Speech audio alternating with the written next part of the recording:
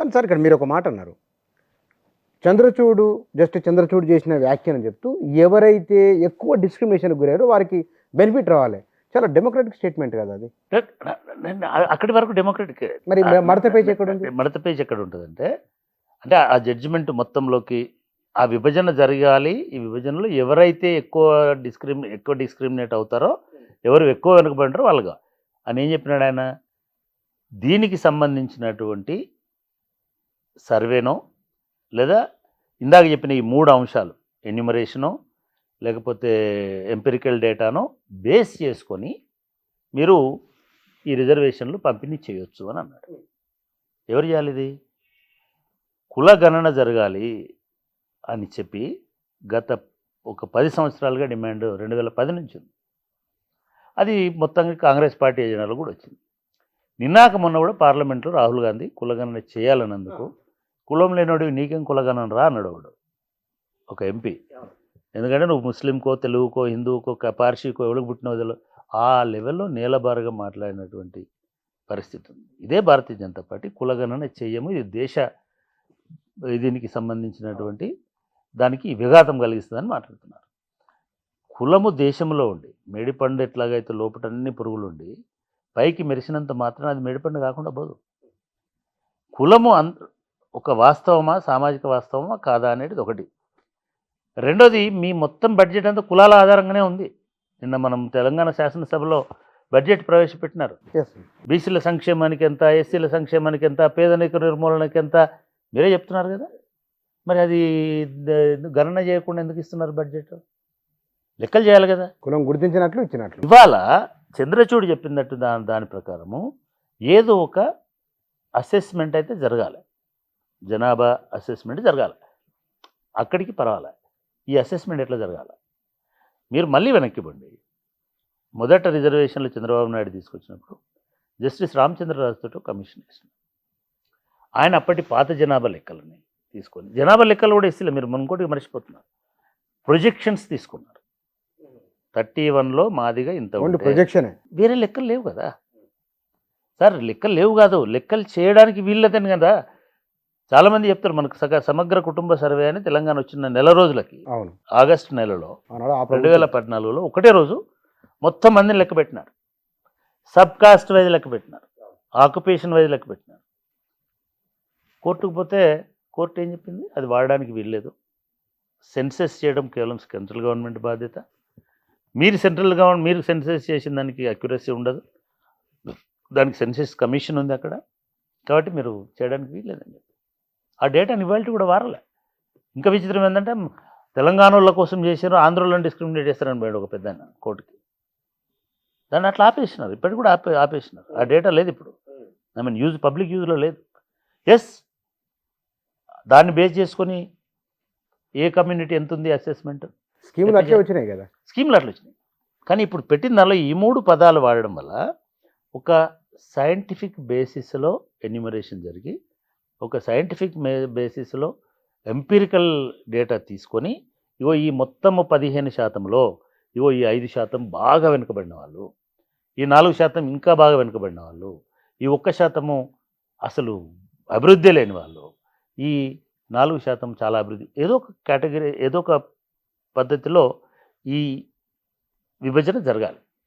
అట్లా జరుపుకునే పర్మిషన్ ఇచ్చింది. ఇక్కడ ప్రాబ్లం ఏమవుతుంది అంటే మళ్ళీ ఒక కమిషన్ వేయాలి, లేదా ఒక సైంటిఫిక్ డేటా తీసుకోవాలి. ఇప్పటి వరకు వ్యాలిడ్ సైంటిఫిక్ డేటా 2011 తర్వాత దురదృష్టవశాత్తు భారతదేశంలో సెన్సెసే జరగలేదు. ప్రపంచంలో సెన్సెస్ చేయలేని చీకటి దేశం ఏదైనా ఉందంటే భారతదేశం. ఎందుకు చేయలేదా అంటే కోవిడ్ అంటున్నారు.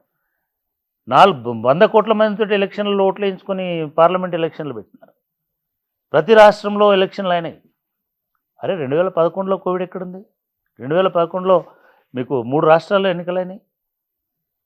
2021లో సెన్సెస్ ఎందుకు చేయలేదు? సరే చేయలేదు, కోవిడ్ ఉన్న ఎలక్షన్ అయింది కదా. మీకు వెస్ట్ బెంగాల్ ఎలక్షన్ ఎట్లా అయింది? ఒక వెస్ట్ బెంగాల్ కాదు, చాలా ఎలక్షన్స్ అయినాయి. ఎందుకైనా ఎట్లా అయినాయి మరి? నిజానికి దీనికి నీకు ఎట్లాగైతే మలేరియా వర్కర్ ఇంటింటికి పోతాడో, కోవిడ్ డయాగ్నైజ్ చేసేటోడు ఇంటింటికి ఎందుకు పోతాడో, సెన్సెస్లో నువ్వేం పట్టుకొని ఆలింగనం చేసుకొని ఇది చేసుకొని అలా తీసుకొని చేయవు కదా. కూర్చొని రాసుకునేది. కూర్చొని ఆ నిలబెట్టి అమ్మ ఎంతమంది ఉంటారు, నీ పేరేంటిది, మీ ఆయన పేరేంది, మీ ఇంతే కదా, 18 కాలమ్స్ 20 కాలమ్స్ ఉంటాయి. అది చేయలేకపోయినాం. ఏ డేటా తోటి పోతాం? అచ్చా ఇదే ఇంకో అన్నారు, వినండి కదా, సైంటిఫిక్ డేటా కలెక్ట్ చేసి దాని ప్రకారం వెనుకబాటుతనాన్ని అసెస్ చేసి వివక్షను కూడా అసెస్ చేసి మరి ఇవ్వండి అని అన్నారు. ఫైన్ అనుకుందాం, అట్లా చేసినారు. అని ఏమన్నారు, ఆ డేటా పట్ల మీకు అనుమానం ఉంటే మీరు మళ్ళీ కోర్టుకు పోతుంది, ఇట్లాంటి విభజన పట్ల ఏమైనా అభ్యంతరాలు ఉంటే మీరు లీగల్గా దాన్ని ఫైట్ చేయొచ్చు అని చెప్పినారు. పొరపాటున రేపు కమిషన్ వేసి లేదా ఏదో రకంగా ఇది చేసి మీరు ఏబిసిడి అని చెప్పేసి ఎవరి కోర్టుకు పోయినా మళ్ళీ ఆగిపోవాల్సిన పరిస్థితే కదా. ఇట్లా కాకుండా ఉండే పరిష్కారం ఏముండే అంటే ఆర్టికల్ 341 ప్రకారమే దేశవ్యాప్తంగా ఇది చేస్తున్నామని చెప్పాల్సినటువంటి అవసరం ఉండే. అది మోడీ గవర్నమెంట్ చేయదలుచుకోలేదు, చేయలేదు. నంబర్ 1. నంబర్ 2, కొంచెం పక్కకు వద్దాం. రెండవది కొంచెం పక్కకు కూడా కాదు, అందులో ఇంకో మెల్లిక, క్రీమీ లేయర్ పరిగణలోకి తీసుకోవాలి. క్రీమీ లేయర్ అన్నారు. అసలు ఈ రెండు తప్పే. వెనుకబాటుతనం అనే ఆధారంగా, ఆర్థిక అసమానతల ఆధారంగా వచ్చిన రిజర్వేషన్ కాదు ఎస్సీలకు సంబంధించి. మిగతా వాళ్ళు కూడా అర్థం చేసుకోవాల్సింది ఏంటంటే ఎస్సీలకు తరతరాలుగా అనుభవించినటువంటి వివక్ష, వెలివేత, ఎక్స్క్లూజన్, డిస్క్రిమినేషన్, ఈ రెండింటి వల్ల రిజర్వేషన్లు వచ్చినాయి. అంటే కులము ఉన్నంత వరకు రిజర్వేషన్ ఉంటుంది మా ఉద్దేశం. ఈ అస్పృశ్యత దీన్ని ఇంత సింపుల్గా చెప్పడానికి కుదరదు. ఎందుకు ఈ ఫిలాసఫీ డిస్కషన్ అయినప్పుడు ఇంక్లూజివ్ పాలసీ ఇక్కడ ఒక్కడ కాదు, అమెరికాలో బ్లాక్స్కి వైట్స్కి మధ్యలో పాజిటివ్ డిస్క్రిమినేషన్ పాలసీ కింద 10 మంది కంటే ఎక్కువ మంది ఉన్న ప్రతి ఆఫీసులో కూడా డైవర్సిటీ పాటించాలి అనేటువంటి ఒక రూల్. ఈ 10 మందిలో 10కి 10 మందిని వైట్స్నే తీసుకోవడానికి వీల్లేదు, వైట్ కలర్లోనే తీసుకోవడానికి వీల్లేదు, అమెరికన్స్ని తీసుకోవడానికి లేదు. ఒక యూనివర్సిటీలో 1000 మంది అడ్మిషన్లు తీసుకుంటే 1000కి 1000 మందిని నువ్వు వైట్స్ని తీసుకోవడానికి వీల్లేదు. ఈ 1000 మందిలో వైట్స్ ఉండాలి, బ్లాక్స్ ఉండాలి, ఈస్పినోస్ ఉండాలి, లాటిన్ అమెరికన్స్ మిగతా వీళ్ళు ఉండాలి, ఏషియన్స్ ఉండాలి. ఇట్లా 5-6 ఉండి దాన్ని వాళ్ళు డైవర్సిటీ అని అన్నారు. బహుళత్వము, డైవర్సిటీ ప్రిన్సిపల్ ఉండాలన్నారు. భారతదేశంలో ఒక కంపెనీ పెట్టుకుంటే ఒక్క కమ్యూనిటీ వాళ్ళే 80% ఉన్నటువంటి కంపెనీలు ఉన్నాయి. ఎందుకంటే అక్కడ డైవర్సిటీ ప్రిన్సిపల్ లేదు, అక్కడ రిజర్వేషన్ లేదు. ఈ గవర్నమెంట్లోనైనా సరే, గవర్నమెంట్ సెగ్మెంట్లో అయినా సరే వాళ్ళ రిప్రజెంటేషన్ తీసుకురావడం ఒకటైతే వాళ్ళను ఈ దేశ అభివృద్ధిలో భాగస్వాములను చేయడం కూడా రెండవది. ప్లస్ దీని వలన వాళ్ళ లోపల చదువుకునేటువంటి అవకాశాలు, చదువుకోవాలనేటువంటిది కలగడం, దీని వలన కుల నిర్మూలన జరగడం అనేటువంటిది చాలా ప్రధానమైనటువంటిది ఈ రిజర్వేషన్ పాలసీ. మనకు ప్రపంచంలో దాదాపు అన్ని దేశాలలో రిజర్వేషన్ పాలసీ ఉంది, అన్ని దేశాలలో. కులము లేనప్పటికీ మరో రూపంలో ఉన్న అంటే డిస్క్రిమినేషన్. అమెరికాలోనే బ్లాక్స్కి వైట్స్కి మధ్యలో ఉంది కదా, బ్లాక్స్కి రిజర్వేషన్ ఉంది కదా, మలేషియాలో ఉంది కదా, లేదా ఇంకో చోట ఉంది కదా. ఇవి ఎందుకుంటే అంటే ప్రిఫరెన్స్ అని అంటాం, పాజిటివ్ డిస్క్రిమినేషన్ అంటాం, ప్రిఫరెన్షియల్ మెజర్ అని అంటాం. మెన్ ఉమెన్ ఇద్దరు ఇంటర్వ్యూ పోయినప్పుడు ఉమెన్ని తీసుకోవాలనే రూల్ ఉంటుంది. ఎందుకు ఉమెన్ తీసుకోవాలి అంటే ఉమెన్ డిస్క్రిమినేటెడ్ కాబట్టి. ఇంత దూరం ఆమె ఇంటర్వ్యూ దాకా రాగలిగే సమాన అర్హత గుర్తుపెట్టుకోండి, రిజర్వేషన్లు అన్నీ కూడా ఇద్దరు ఈక్వల్గా ఉన్నప్పుడే రిజర్వేషన్ వాడు ముందుకు వస్తాడు.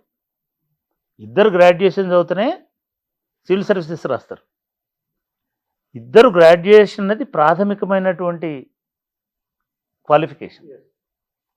ఇక్కడ కూడా ప్రాథమికమైనటువంటి క్వాలిఫికేషన్ ఉన్నవాడికే ఆ రిజర్వేషన్ అనేది వస్తుంది. ఇప్పుడు కోర్టు ఏం చెప్పింది, ఒకటి దీనిలో ఎక్కువ బ్యాక్వర్డ్ ఎవడో కనిపెట్టండి అన్న. ఎట్లా కనిపెడతారు, మళ్ళీ ఇదే ఆర్డర్ తీసుకోవాలి.